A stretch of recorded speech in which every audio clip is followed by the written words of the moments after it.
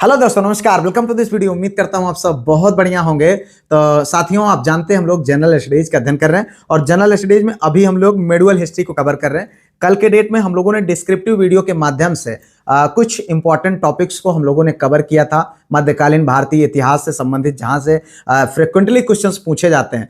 आज हम जो कल पढ़े हुए थे टॉपिक, उन टॉपिक से संबंधित जो इंपॉर्टेंट क्वेश्चन जो उत्तर प्रदेश लोक सेवा आयोग के विभिन्न एग्जाम्स में अभी तक क्वेश्चंस आए हैं, उनको हम सॉल्व करेंगे, जिससे आपको उन क्वेश्चंस के महत्व को समझ में आएगा। साथ ही साथ जो आपने पढ़ा है उसकी आपकी प्रैक्टिस भी हो जाएगी। तो इस वीडियो के माध्यम से इन सारी चीजों पर करने वाले हैं। तो आप जानते हैं वीडियो नियमित तौर पर शाम को 7 बजे हमारे इस यूट्यूब चैनल पर प्राप्त होती है और इसके साथ साथ सब कुछ अगर आप पीडीएफ फॉर्म में प्राप्त करना चाहते हैं तो ये ग्रुप बना हुआ है, उस ग्रुप में ये सारी चीजें आप लोगों को प्रोवाइड कराई जाती हैं। टेस्ट होता है, पीडीएफ प्रोवाइड करी जाती है, 3 टेस्ट होते हैं और करंट अफेयर की रेगुलर क्विजेज होती है। संडे, वेडनेसडे और फ्राइडे को टेस्ट होता है जो आपको पढ़ाया जाता है। ठीक है, इसके अतिरिक्त सारा कुछ लिखा हुआ पीडीएफ के फॉर्म में आपको हिंदी और अंग्रेजी दोनों माध्यमों में प्रोवाइड कराया जाता है। तो अगर आप चाहते हैं तो इस व्हाट्सएप नंबर पर कांटेक्ट करके आप उस ग्रुप में जुड़ सकते हैं। ठीक है, आइए वीडियो को शुरू करते हैं। लेते हैं पहला क्वेश्चन। पहला है भैया, महमूद गजनवी का दरबारी इतिहासकार कौन था? देखिए, हम लोगों ने कल महमूद गजनवी के बारे में अध्ययन किया था और यहां पर देखिए उसी के संबंधित क्वेश्चन है।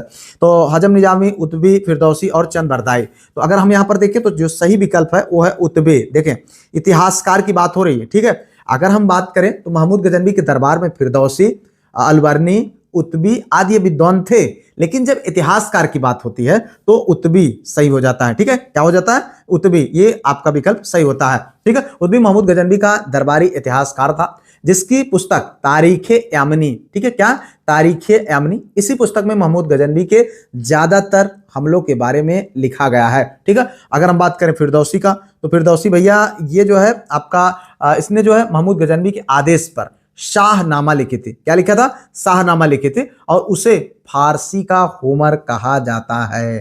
ठीक है, अगर हम बात करें अलवर्नी का तो यह एक फारसी इतिहासकार था। ठीक है, आगे बढ़ते भाई। अगला क्वेश्चन यहां पर देखें, इनमें से कौन गजनी राजवंश का संस्थापक था? कौन गजनी राजवंश का संस्थापक था? तो देखो, हमने कल देखा था तो अलब्तगीन, महमूद, सुगुप्तगीन, इस्माइल। यहां पर देखिए जो सही विकल्प है मित्र वो है आपका ये अलब्तगीन। जी हाँ, गजनी राजवंश का जो संस्थापक था अलब्तगीन था। ठीक है, इसी का गुलाम, इसका गुलाम जो था सुबुक्तगीन, जो कि बाद में जो है गजनी की गद्दी पर, कौन? ये सुबुक्त बाद में गजनी की गद्दी पर बैठता है। ठीक है, आप जानते हैं कि सुबुक्तगीन का जो पुत्र है महमूद गजनवी अपने छोटे भाई इसकी इस्माइल की हत्या करके और फिर बाद में अपनी गद्दी संभाल लेता है 998 ईस्वी में। तो ये सारी चीजें आप लोगों को यहाँ पर जाननी चाहिए। इसके बाद इसने जो है कई आक्रमण किया, आप जानते हैं 17 आक्रमण इसने किया। आगे बढ़ते हैं, अगला क्वेश्चन देखो यहाँ पर ये है, नीचे 2 कथन दिए गए हैं। पहला है भारत पर तुर्की आक्रमण सफल हुए, दूसरा है उत्तर भारत में राजनीतिक एकता नहीं थी। कारण आर आपको बताना है। देखो, इस टाइप के क्वेश्चन आपके एग्जाम्स में फ्रिक्वेंटली पूछे जाते हैं, आपको जानना है। तो कथन ए जो है, मतलब पहला वाला कथन ए तथा कारण आर दोनों सही, आर ए की सही व्याख्या करता है। जो है कथन ए तथा कारण आर दोनों सही परंतु आर ए की व्याख्या नहीं करता है। कथन ए सही है किंतु कारण आर गलत है। ठीक है, कथन ए गलत है परंतु कारण आर सही है। तो आपको बताना भाई 4 विकल्प। यहां पर आपको बताना जो सही विकल्प है मित्र वो है ये है। ठीक है, इस टाइप के क्वेश्चंस में आप इतना जान लें कि कभी भी अगर आपको समझ में ना आए और आपको तुक्का लगाना हो तो ये आपको यही ऑप्शन चुनना चाहिए। ठीक है, 95% चांसेस होते हैं कि इस टाइप के क्वेश्चंस में यही आंसर सही होता है। भारत में राजनीतिक एकता के अभाव में तुर्की आक्रमण काफी सफल हुए और इस प्रकार में देखा जाए तो कथन और कारण दोनों सही है और कारण जो है कथन की सही व्याख्या भी कर रहा है। ठीक है, तो यहां पर इसको आपको जानना चाहिए। आगे बढ़ते भाई, अगला क्वेश्चन, निम्नलिखित में से किसने अजमेर में सरस्वती मंदिर नामक एक शिव संस्थान की स्थापना की थी?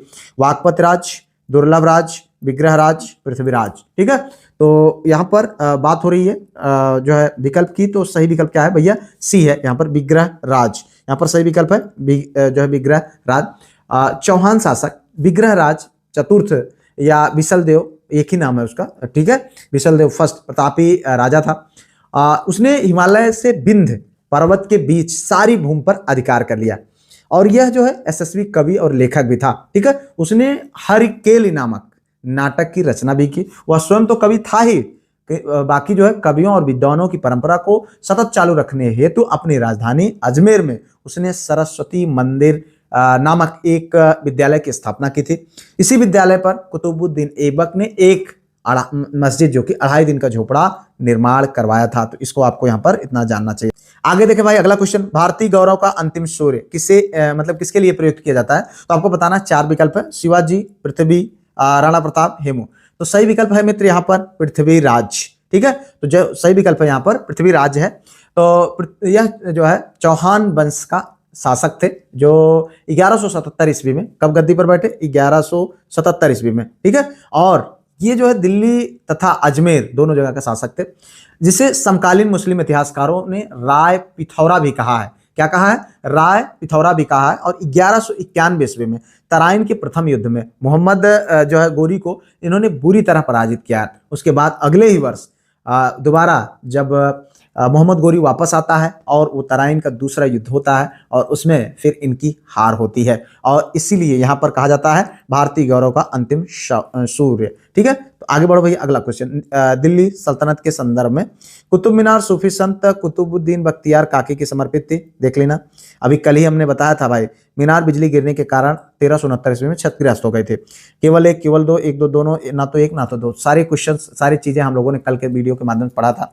आप देखो उनका हम प्रैक्टिस कर रहे हैं, कितना गजब का तरीका है। ठीक है, तो अगर आप को ये सारी चीजें मतलब ठीक लग रही तो निश्चित तौर पर आपको 95 65 27 24 42 पर कांटेक्ट करके पीडीएफ ग्रुप ज्वाइन करना चाहिए। और इसके साथ साथ वीडियो को लाइक शेयर सब्सक्राइब हाइप जरूर करें। और मित्र ये बात आप समझ लें, आपको बिल्कुल एकदम to the point topic oriented, आपके एग्जाम ओरिएंटेड चीजों को कराया जा रहा है, आप बिल्कुल उसमें अपना सहयोग दें। तो यहाँ पर देखें जो सही विकल्प है मित्र वो आपका है यहाँ पर 2। ठीक है, ये 1 और 2 दोनों, ये वाला विकल्प आपका सही है। चूंकि आप जानते हैं कि कल के दिन में मैंने ये बताया भी था, कुतुबुद्दीन जो है ऐबक के द्वारा कुतुब मीनार का निर्माण 1199 ईस्वी में सूफी संत कुतुबुद्दीन बख्तियार काकी, ठीक है, के स्मृति में शुरू कराया गया था। इसे इल्तुतमिश ने 1230 से 32 में इसको पूर्ण करवाया था।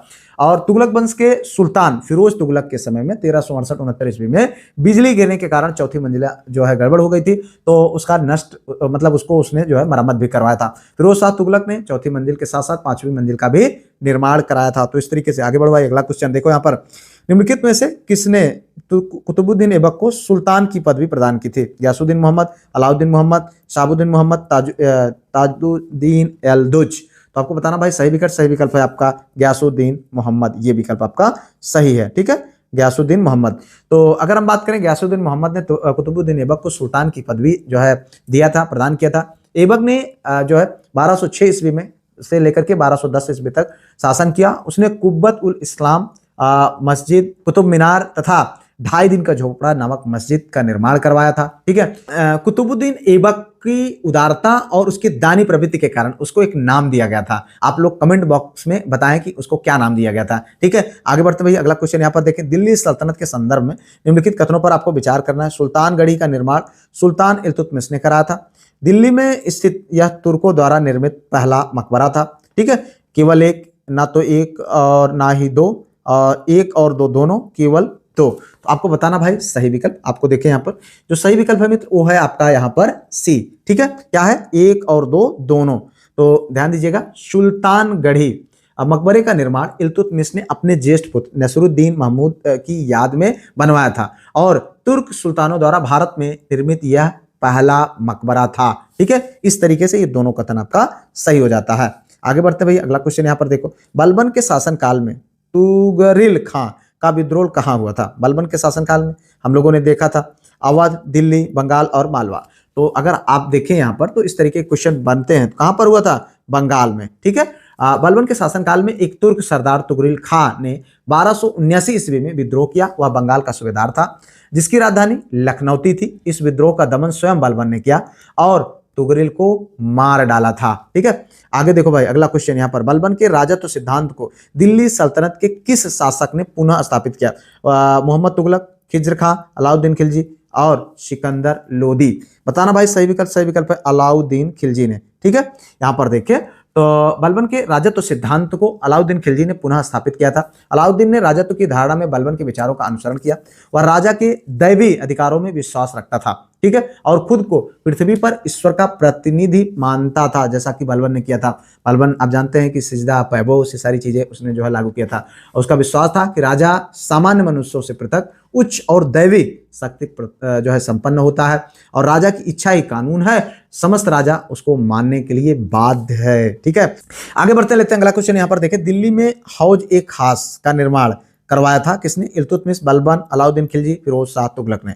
तो सही विकल्प है भैया अलाउद्दीन खिलजी ने। ठीक है, ध्यान दीजिएगा, अलाउद्दीन खिलजी जो कि गद्दी पर बैठता है 1296 से और शासन करता है 1316 तक। ठीक है, इसने जो है दिल्ली में सीरी नामक नगर की स्थापना कराया था और यहीं पर एक तालाब का निर्माण कराया और जिसको हौज ए खास के नाम से जाना जाता है। हौज ए रानी के नाम से जाना, मतलब दो नाम थे उसके, हौज ए खास या हौज ए रानी के नाम से जाना। अमीर खुसरो ने इसकी प्रशंसा में लिखा था कि चूंकि उसके जो गुंबद थे वो पानी के बीच गुंबद जो है समुद्र की सतह पर बुलबुले के समान लगते थे, ये उसने उसकी जो है तुलना भी किया था।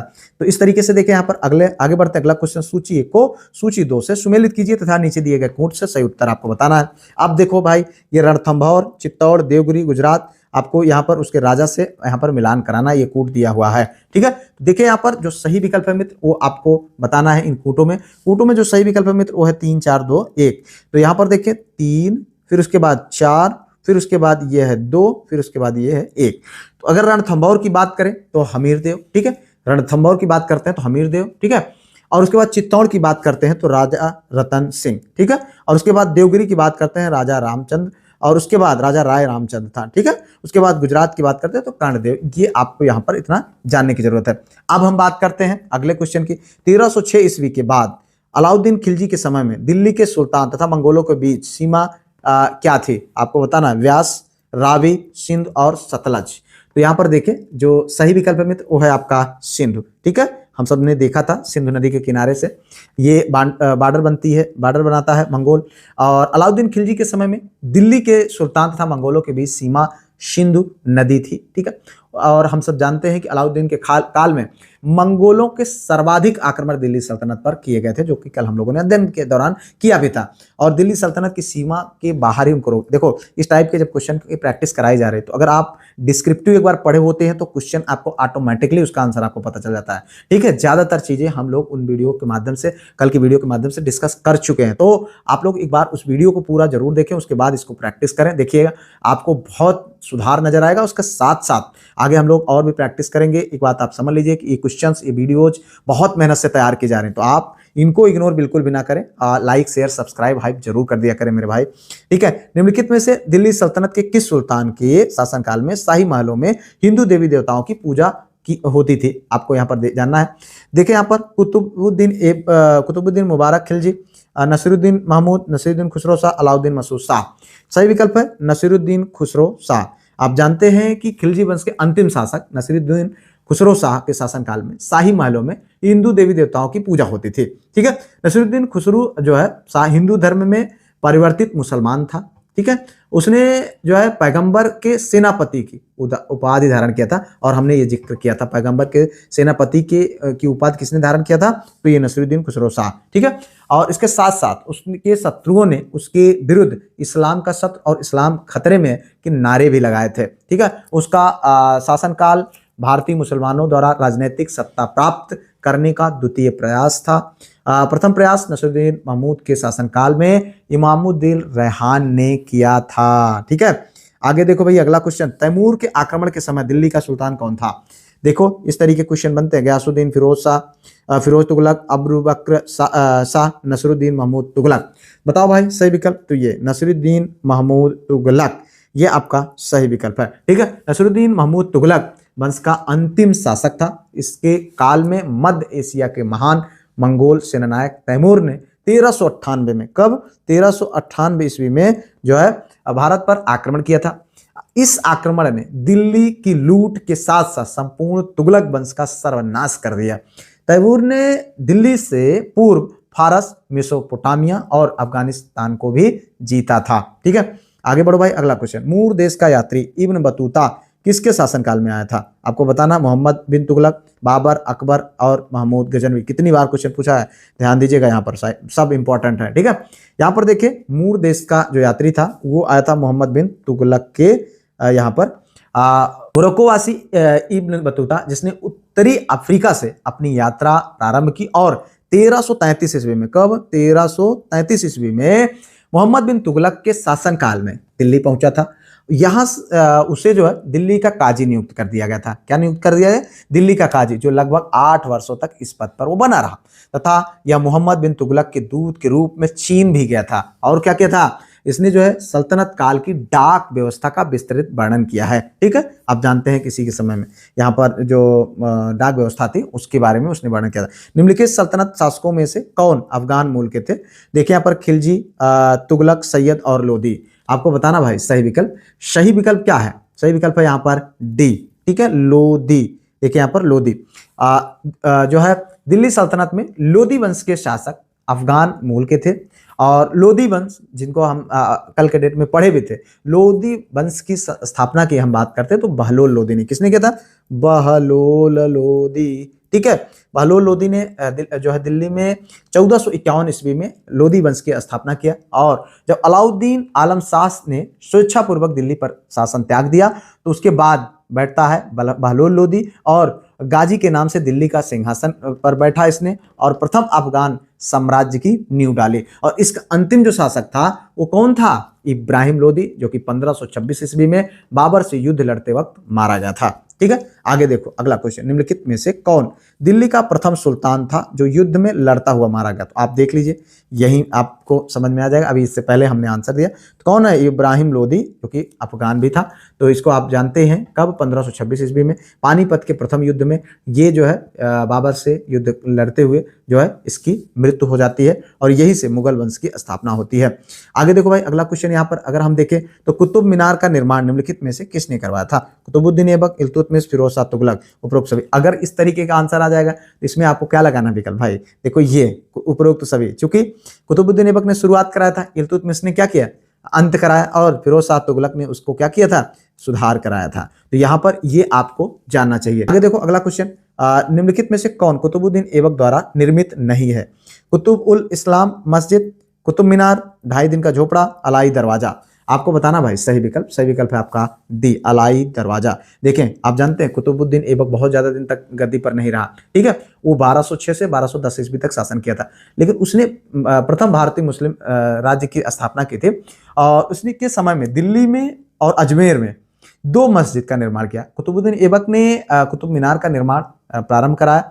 आप जानते हैं, अभी हमने इस पर पहले ही डिस्कस किया, और अलग तरीके से कुतुबुल इस्लाम मस्जिद का और 2.5 दिन का झोपड़ा, ये सब उसने ही करवाया था। आगे बढ़ते रहते हैं अगला क्वेश्चन। यहाँ पर देखिए, गिजाली किसके काल के विख्यात रचनाकार थे? तो अलाउद्दीन खिलजी, बलबन, जहांगीर और अकबर। इस तरीके के क्वेश्चन आपको एग्जाम में देखने को मिलेंगे। तो यहाँ पर देखिए जो सही विकल्प है भैया वो है अकबर। ठीक है, तो यहाँ पर देखिए मुल्ला गिलाजी मुगल बादशाह अकबर के दरबार का महाकवि था। गिजाली अकबर के दरबार में 1572 ईस्वी तक जो है राजकवि के पद पर रहा। उसके पश्चात फैजी को राजकवि बना दिया गया था। ठीक है, आगे बढ़ते हैं अगला क्वेश्चन। यहाँ पर देखिए, यह है निम्नलिखित में से किस साहित्यिक कृति के लिए कुछ अंश 2.5 दिन के झोपड़ा का नाम वास्तुकृत से मिलते हैं? कीर्ति कौमुदी, हरिकेली नाटक, पृथ्वीराज विजय, पृथ्वीराज रासो। आपको बताना भाई सही विकल्प। सही विकल्प है हरिकेल नाटक। देखिए यहाँ पर विग्रहराज चतुर्थ द्वारा रचित हरिकेल नाटक जो कि 75 पंक्तियां 2.5 दिन के झोपड़े की सीढ़ियों का पर उत्कीर्ण है। ठीक है, अजमेर में स्थित 2.5 दिन के झोपड़े का निर्माण कुतुबुद्दीन ऐबक ने करवाया, जैसा कि अभी हम लोगों ने पहले ही देखा, जो कुब्बत उल इस्लाम मस्जिद की पद्धति पर आधारित है। और अगर हम बात करें कीर्ति कौमुदी की रचना किसने की थी? तो सोमेश्वर ने की थी। पृथ्वीराज विजय की रचना जयानक ने की थी। ठीक है, और पृथ्वीराज रासो की रचना जो है चंद्र बरदाई ने किया था। लिखित में से किसने दिल्ली के 8 सुल्तानों का शासनकाल देखा? तो जियाउद्दीन बरनी, सिराफ अफीफ, मिनहास उल सिराज और अमीर खुसरो। तो आपको बताना भाई सही विकल्प। सही विकल्प है यहाँ पर डी, अमीर खुसरो। देखें, जब अमीर खुसरो की बात आती है तो अमीर खुसरो का जन्म 1253 ईस्वी से और इनकी मृत्यु 1325 ईस्वी में हुआ था। ठीक है, और ये जो है 8 शासक के संबंधित रहे। जैसे अगर हम बात करें तो बलबन, ठीक है, और कैकुवाद और क्यूमर्स, जलालुद्दीन खिलजी, अलाउद्दीन खिलजी, मुबारक शाह, खुसरो शाह, गयासुद्दीन तुगलक, इनकी जो है शाही सेवा में ये रहे। आगे बढ़ते हैं अगला क्वेश्चन। निम्नलिखित युग्मों में कौन सही सुमेलित है? अलबर्नी, रजमनामा, हसन निजामी, तारीख ए हिंद, बरनी, तबकात ए नाजरी और अमीर खुसरो तुगलक नामा। आपको बताना भाई कौन युग्म सही सुमेलित है, सही सुमेलन को पूछ रहे हैं, ठीक है। तो जो सही सुमेलित है मित्र वो है आपका डी, अमीर खुसरो तुगलकनामा, ठीक है। तुगलकनामा अमीर खुसरो की रचना है। यह खुसरो की अंतिम मसनबी है और इसमें खुसरो शाह के विरुद्ध गयासुद्दीन तुगलक की विजय का उल्लेख मिलता है। आगे बढ़ते लेते हैं अगला क्वेश्चन। चिंतामणि भट्ट द्वारा रचित शुक सप्तति का फारसी अनुवाद कर तूतीनामा किसने नाम दिया था? यहाँ पर देखिए अमीर खुसरो, अब्दुल रज्जाक, शहाबुद्दीन अल उमरी और ख्वाजा जियाउद्दीन नक्शब। तो यहाँ पर आपको बताना भाई सही विकल्प है आपका डी, यही ख्वाजा जियाउद्दीन नक्शब। और अगर हम बात करें चिंतामणि भट्ट द्वारा रचित शुक सप्तति का फारसी में अनुवाद कर उसका नाम जो है तूतीनामा ख्वाजा जियाउद्दीन नक्शब ने रखा था। 14वीं शताब्दी में ख्वाजा जियाउद्दीन नक्शब भारत में निवास करता था, जो मूलतः फारस का एक चिकित्सक और सूफी संत था, ठीक है। आगे बढ़ते हैं अगला क्वेश्चन देखो यहाँ पर। तिब्बत ए सिकंदरी का विजय था ज्योतिष, आयुर्विज्ञान और संगीत दर्शन। तो आपको बताना भाई सही विकल्प है आपका यहाँ पर बी, आयुर्विज्ञान, ठीक है। तो यहाँ पर अगर हम बात करें तो संस्कृत स्रोतों से संग्रहित तिब्बत ए सिकंदरी आयुर्विज्ञान की पुस्तक है। सऊदी के प्रधानमंत्री मियो भुआ ने चिकित्सा शास्त्र शब्द विषय पर एक विशाल ग्रंथ लिखा था जिसे मदन उस शिबा या तिब्बत ए सिकंदरी कहते हैं, ठीक है। किस भाषा के विकास का श्रेय अमीर खुसरो को दिया जाता है? तो ब्रज भाषा, अवधी, खड़ी बोली, भोजपुरी। चूंकि मध्यकालीन इतिहास में इनका भी बहुत बड़ा रोल है इस तरीके के क्वेश्चंस का, तो यहाँ पर इनको आप जानते रहें, ठीक है, इनसे क्वेश्चन बनते हैं। तो यहाँ पर देखिए जो सही विकल्प है वो है खड़ी बोली। भारत में खड़ी बोली हिंदी के विकास का श्रेय तूती ए हिंद या भारत का तोता कहे जाने वाले फारसी भाषा के प्रसिद्ध कवि अमीर खुसरो को दिया जाता है, ठीक है। इनका जन्म 1253 ईस्वी में उत्तर प्रदेश के पटियाली यानी नवसर्जित जनपद कासगंज में हुआ था, कासगंज जिले में, ठीक है। ये चिश्ती संत निजामुद्दीन औलिया के शिष्य थे। यहाँ पर देखिए दिल्ली सल्तनत द्वारा किस भाषा को संरक्षण दिया गया? अरबी, तुर्की, उर्दू और फारसी। आपको बताना सही विकल्प है भाई यहाँ पर ये डी, फारसी, ठीक है। दिल्ली सल्तनत के सुल्तानों द्वारा फारसी भाषा को संरक्षण प्रदान किया गया। फारसी दिल्ली सल्तनत के शासकों की राजभाषा बनी और दिल्ली सल्तनत के बाद प्रांतीय राज्यों का उदय हुआ। इन प्रांतों में भी शासकों ने फारसी भाषा के विकास को जारी रखा, ठीक है। आगे बढ़ते भाई अगला क्वेश्चन यहाँ पर। विजयनगर साम्राज्य के शासक कृष्णदेव राय का संबंध किस वंश से था? संगम वंश, तुलु वंश, अराविंद वंश और शालू वंश। यहाँ पर जो सही विकल्प है मित्र वो है तुलु वंश, ठीक है। इतना आपको जानना चाहिए, इससे संबंधित बहुत सारी चीजें नहीं पूछी जाती हैं, थोड़ा सा आपको यहाँ पर जानना चाहिए। विजयनगर साम्राज्य के शासक जो है कृष्णदेव राय का संबंध तुलु वंश से था। 1505 ईस्वी में नरसा नायक के पुत्र धीर नरसिंह ने साजू नरेश की हत्या करके तुलु वंश की स्थापना की थी। तुलु राजवंश दक्षिण भारत के विजयनगर साम्राज्य का सबसे शक्तिशाली राजवंश था, जिसका लोकप्रिय राजा कृष्णदेव राय था, ठीक है। तो इसको आपको यहाँ पर जानना चाहिए। आगे बढ़ते हैं अगला क्वेश्चन। मुस्लिम जो है गोलकुंडा राज्य किस पुराने हिंदू राज्य के ध्वंसावशेषों पर खड़ा हुआ? देवगिरी, द्वार समुद्र, कांची, वारंगल। आपको बताना भाई सही विकल्प है आपका डी, ठीक है, वारंगल। क्या है? वारंगल। बहमनी वंश के पतन के पश्चात 1511 ईस्वी में, कब? 1511 ईस्वी में गोलकुंडा के प्रथम सुल्तान ने अपना स्वतंत्र राज्य स्थापित कर लिया। गोलकुंडा का मुस्लिम राज वारंगल के पुराने हिंदू राज्य के खंडहरों पर बनाया गया था। गोलकुंडा का संस्थापक कुली कुतुब शाह महमूद शाह बहमनी का सामंत और एक तुर्की अधिकारी था, ठीक है। आगे देखो भाई अगला क्वेश्चन। भारत के किस क्षेत्र पर जैनुल अब्दीन के ने जो है राज किया था? कश्मीर, असम, उड़ीसा और दिल्ली।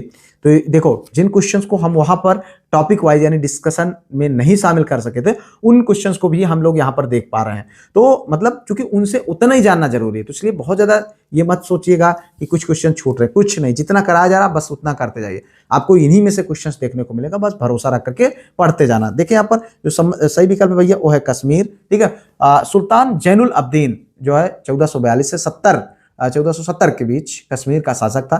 यह उदार, सहिष्णु तथा जन कल्याणकारी शासक था। इसने जो है जजिया कर हटाया और गो हत्या पर प्रतिबंध लगाया। इसे कश्मीर का अकबर भी कहा जाता है, ठीक है। आगे बढ़ो भाई अगला क्वेश्चन। इतिहासकार सेबिल ने अ फॉरगॉटन एम्पायर नामक पुस्तक लिखी थी, उस साम्राज्य का क्या नाम था? मुगल साम्राज्य, विजयनगर साम्राज्य, मराठा साम्राज्य, मौर्य साम्राज्य, ठीक है। ये सही संबंध है विजयनगर साम्राज्य से। देखिए यहाँ पर 23 जनवरी 1565 ईस्वी को तालीकोटा के युद्ध में विजयनगर के शासक की पराजय के बाद विजयनगर को लूटने का दृश्य सेविल ने अपनी पुस्तक ए फॉरगॉटन एम्पायर में किया था। उसने लिखा कि संसार के इतिहास में कभी भी इतने गौरवशाली नगर का इस प्रकार सहसा सर्वनाश होते मतलब नहीं हुआ होगा जितना यहाँ पर हुआ, जैसा कि विजयनगर का हुआ। ठीक है, विजयी शासकों ने 5 माह तक विजयनगर को लूटा और तुंगभद्रा नदी के निकट स्थित विट्ठल स्वामी के मंदिर के शान से सजे हुए भवनों में भयंकर आग लगा दी। ठीक है, आगे बढ़ो भाई। अगला क्वेश्चन, बहमनी राज्य की स्थापना किस वर्ष हुई थी? 1336, 1338, 1347, 1361। तो यहाँ पर आपको बताना भाई सही विकल्प है 1347। ठीक है, दक्षिण में बहमनी राज्य और राजवंश का आरंभ दिल्ली के सुल्तान मोहम्मद तुगलक यानी 1325 से 1351 तक जिसने शासन किया था कि अधिकारी हसन गंगू जिसका उपनाम था जफर शाह 1347 ईस्वी में किया था। हसन अपने को फारस के वीर योद्धा बहमन का वंशज मानता था, इसलिए उसने उसका वंश जो है बहमनी कहलाने लगा था। ठीक है, तख्त पर बैठने के बाद हसन ने अलाउद्दीन बहमन शाह का खिताब धारण किया और अपनी राजधानी कुलबर्ग अथवा गुलबर्गा में बनाई थी। ठीक है, उन्होंने 11 वर्ष तक शासन किया और उसके बाद जो है कलीमुल्लाह बहमनी का जो अंतिम शासक था। बहमनी राज्य के पतन के बाद दक्कन में 5 स्वतंत्र राज्यों का उदय हुआ, बीदर, बरार, बीजापुर, अहमदनगर एवं गोलकुंडा। ठीक है, आगे बढ़ो भाई। अगला क्वेश्चन, हम्पी में विट्ठल स्वामी मंदिर का निर्माता कौन था? हम्पी में विट्ठल स्वामी का निर्माता कौन था? हरिहर प्रथम, देवराय प्रथम, विजयराज द्वितीय, कृष्णदेव राय। आपको बताना भाई सही विकल्प है ये कृष्णदेव राय। अभी हम लोगों ने देखा था विजयनगर के तुलु वंश के शासक कृष्णदेव राय ने हम्पी में विट्ठल स्वामी के मंदिर व हजारा मंदिर का निर्माण कराया था। इसके अतिरिक्त नागलपुर नामक नवीन नगर भी बसाया था। ठीक है, आगे बढ़े भाई। अगला क्वेश्चन यहाँ पर देखिए, दक्षिण भारत के ओलिगार कौन थे?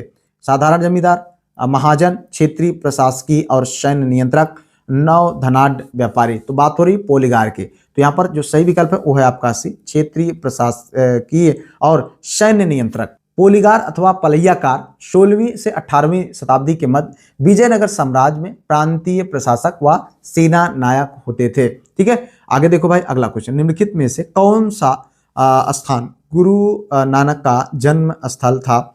अमृतसर, नाभा, ननकाना और नांदेड़। तो सब जानते हैं कौन है? ननकाना। ठीक है, हम जानते हैं कि जो इनका जन्म सिख धर्म के जो गुरु थे आदि गुरु नानक देव का जन्म रावी नदी के किनारे तलवंडी नामक ग्राम में कार्तिक पूर्णिमा के दिन एक जो है खत्री कुल में हुआ था। क्षत्रिय नाम बदल करके इसका इनके गांव का ननकाना रख दिया गया था। ठीक है, तो आगे देखो भाई। अगला क्वेश्चन, यहाँ पर कबीर के संबंध में निम्नलिखित कथनों पर विचार कीजिए। कबीर ईश्वर के एकत्व एवं निरंकार स्वरूप के में विश्वास करते थे। कबीर का सुझाव था कि तपस्या से ही परम ज्ञान तथा मोक्ष की प्राप्ति होती है।